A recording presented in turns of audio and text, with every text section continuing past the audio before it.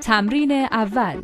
در اولین تمرین توپ را با دست راست به سمت صفحه برخورد پرتاب کنید و با دست چپ بگیرید و سپس با چپ بیاندازید و با راست بگیرید.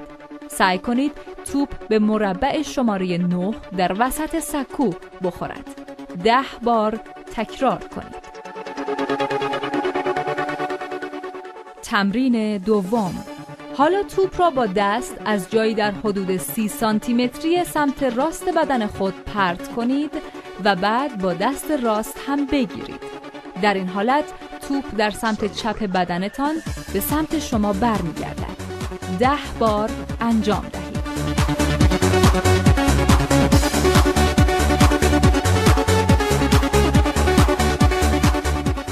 تمرین سوم. حالا توپ را با هر دو دست پرت کنید و بگیرید. سعی کنید توپ به ترتیب به خانه‌های 1 تا 9 برخورد کند. 4 بار تکرار کنید.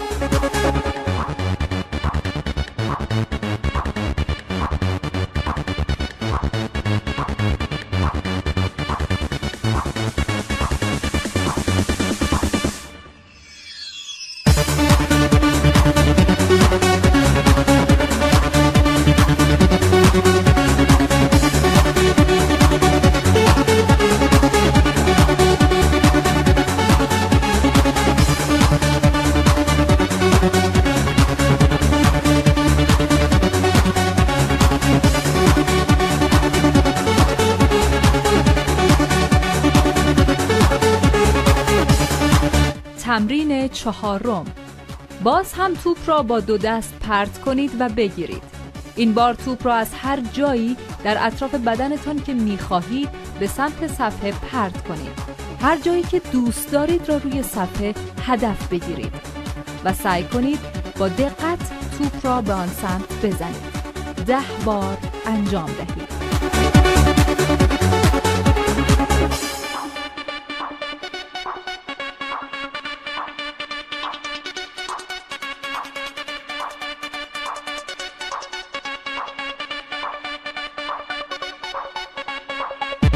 تمرین پنجم. حالا دو توپ را همزمان با دو دست به سمت صفحه پرت کنید و بگیرید. 10 بار انجام دهید.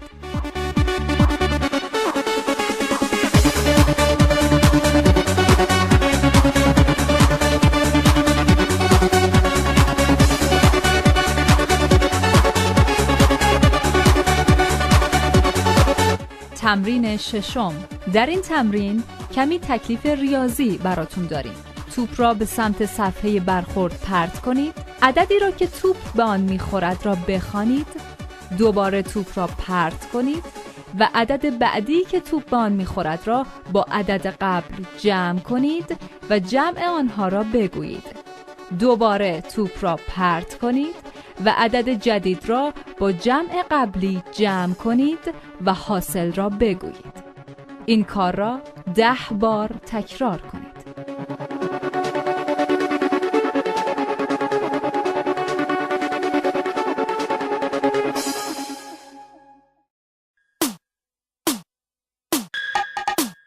تمرین هفتم.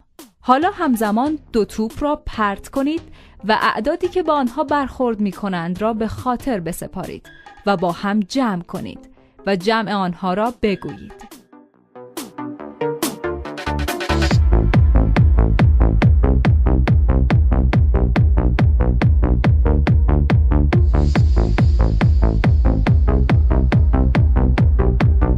تمرین هشتم. حالا توپ را با یک دست و به ترتیب از مربع بالا سمت چپ تا مربع پایین سمت راست پرت کنید.